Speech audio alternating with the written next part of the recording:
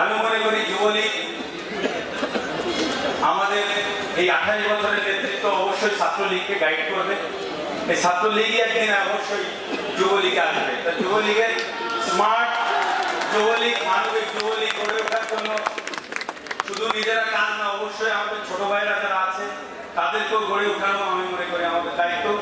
তারা একসময় এই প্ল্যাটফর্মে এসে যেন তারা যুবলীগকে দারুণভাবে নেতৃত্ব দিতে পারে। আর নেতৃত্বের বিষয়টা আমার মনে হয় না কারো দিকে দেখার প্রয়োজন আছে।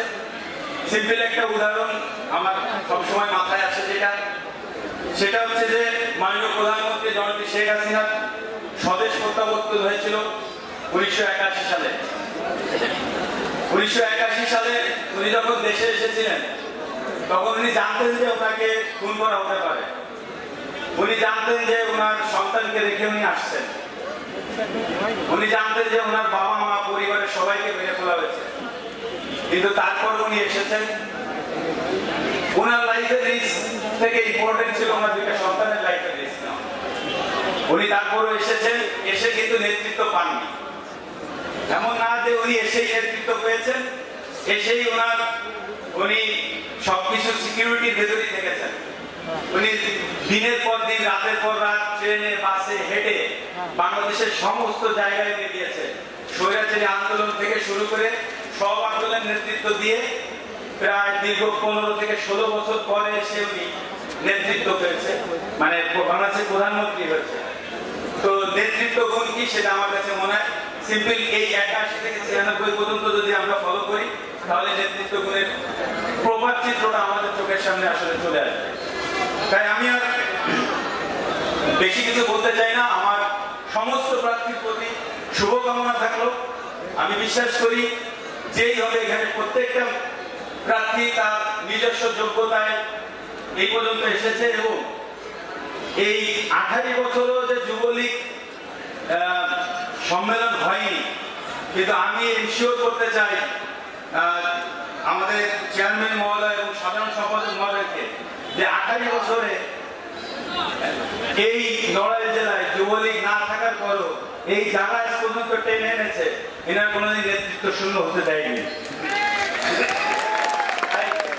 আমি ধন্যবাদ জানাই যারা এতদিন ধরে পদ পদবি না থাকা সত্ত্বেও এই যুবলীগকে সুসংগঠিত করে এসেছেন এবং এই যুবলীগের সৌন্দর্য বর্ণিত করে প্রত্যেকটি নির্বাচনে প্রায় 6টি নির্বাচন যুবলীগ কমিটি ছাড়া কিন্তু লোকামাত্রায় করতে হয়েছে।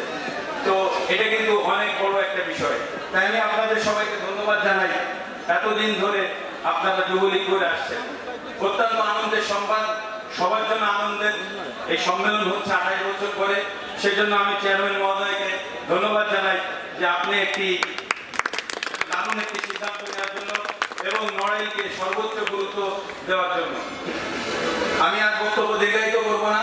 আমি সবাইকে আবার ধন্যবাদ জ্ঞাপন করছি। বিভিন্ন জেলা থেকে যারা এসেছেন আমাদের এই নড়াইলে এই সম্মেলনকে কেন্দ্র করে আপনাদেরকে ধন্যবাদ জানাই। আপনারা এসেছেন, আমাদের অনেক ভালো লাগছে। হয়তো সবার নাম আমি বলতে পারছি না। কেন্দ্রীয় নেতৃবৃন্দ থেকে শুরু করে অনেক সিনিয়র নেতৃবৃন্দরা এসেছেন, যারা যুবলীগ করে আওয়ামী লীগে গিয়েছেন তারাও এসেছেন। সবাইকে ধন্যবাদ জানাই। এবং সেই সাথে আমার বড় ভাই, বন্ধু, ছোট ভাই যারা প্রার্থী আছেন, আপনাদের সবার প্রতি আমার শুভকামনা জানাই। আমাদের উদ্দেশ্য একটাই, মাননীয় প্রধানমন্ত্রীকে আমরা যেভাবে হোক ক্ষমতায় রাখতে চাই, দেশের উন্নয়ন করতে চাই এবং এই দেশ যেন সামনের দিকে এগিয়ে যায় এবং একটি স্মার্ট বাংলাদেশ যেন আমরা গঠন করতে পারি মাননীয় প্রধানমন্ত্রীর নেতৃত্বে।